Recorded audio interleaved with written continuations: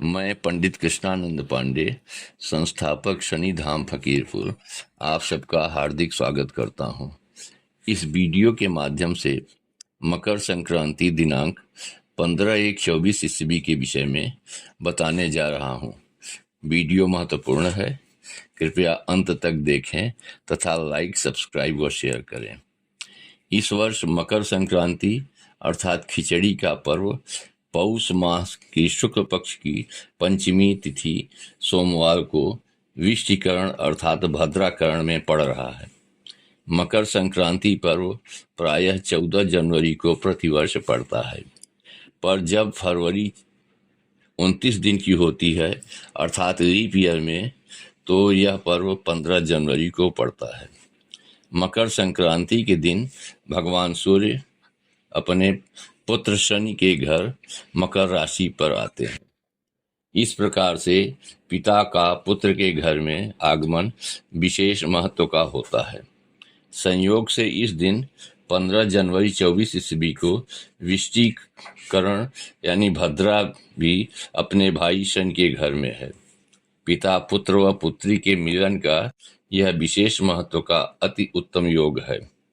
मकर संक्रांति दिवस को पर्व के रूप में मनाने की शुरुआत महर्षि विश्वामित्र ने की है। तब से यह पर्व निरंतर मनाया जा रहा है। जिस देश में सभी ऋतुएं होती हैं, वहां प्रायः इस पर्व को अधिक मनाते हैं। भारत, नेपाल तथा प्रवासी भारतीय जहां रहते हैं, उन देशों में इस पर्व को विशेष रूप से मनाया जाता है। अपने देश में आंध्र प्रदेश व कर्नाटक में इसे 3 दिन तक मनाते हैं। हमारे देश में क्षेत्रवार तमाम नामों से इस पर्व को जाना जाता है, जैसे खिचड़ी, पोंगल, मकर संक्रांति, उत्तरायण, उत्तरायणी, लोहड़ी, हल्दी कुमकुम पर्व, सकरात, सुकराट इत्यादि इत्यादि।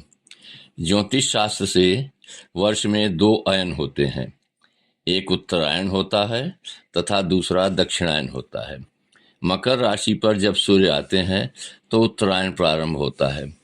6 माह तक उत्तरायण रहता है, अर्थात 14 जनवरी से 14 जुलाई तक उत्तरायण रहता है। बाकी आगे की अवधि 6 महीने की दक्षिणायन होती है। उत्तरायण को शुभ माना जाता है। इसे देवताओं का दिन कहा गया है तथा राक्षसों की रात कहा गया है। इसी प्रकार से दक्षिणायन को राक्षसों का दिन तथा देवताओं की रात माना गया है। दक्षिणायन को अशुभ कहा गया है। इसलिए उत्तरायण में शुभ कार्य होते हैं।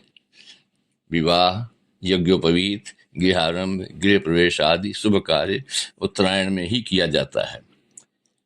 यहाँ तक उदाहरण मिलता है कि महाभारत काल में भीष्म पितामह मृत्युशैया पर तब तक पड़े रहे जब तक उत्तरायण के सूर्य नहीं हुए, और मकर संक्रांति के दिन ही उन्होंने अपनी देह को त्याग दिया।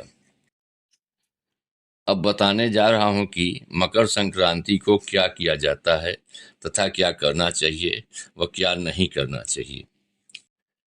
इस दिन लोग गंगा नदी या अन्य पवित्र नदी या अन्य पवित्र सरोवर में स्नान करते हैं तथा सूर्य भगवान को जल से अर्घ्य देते हैं।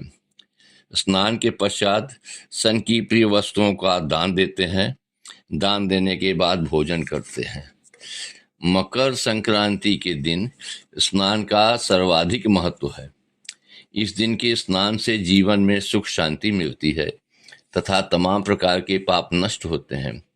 यदि घर पर ही स्नान करना हो तो ध्यान रहे कि स्नान के पानी में काला तिल व गंगा जल मिलाकर ही स्नान करें।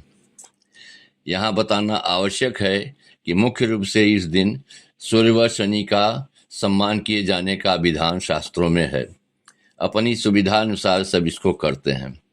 मकर संक्रांति के दिन तिल, उड़द, गुड़, काला कपड़ा आदि संप्रिय वस्तुएं गरीबों को या दान ग्रहीता को दान देना चाहिए। गरीबों को भोजन कराना चाहिए। असहाय व जानवरों को सेवा व भोजन देना चाहिए। उड़द की खिचड़ी के दान का विशेष महत्व बताया गया है। लोगों को इस दिन सात्विक भोजन करना चाहिए, तामसी भोजन नहीं करना चाहिए। इस दिन अंडा, मांस, मछली, मदिरा का सेवन वर्जित है। अब पतंग उड़ाने की भी परंपरा प्रारंभ हो गई है, अतः सावधानी पूर्वक इस पर्व को, इस खेल को मनाएं। आशा है कि वीडियो की मंशा आप समझ गए होंगे। कृपया इसे लाइक, सब्सक्राइब और शेयर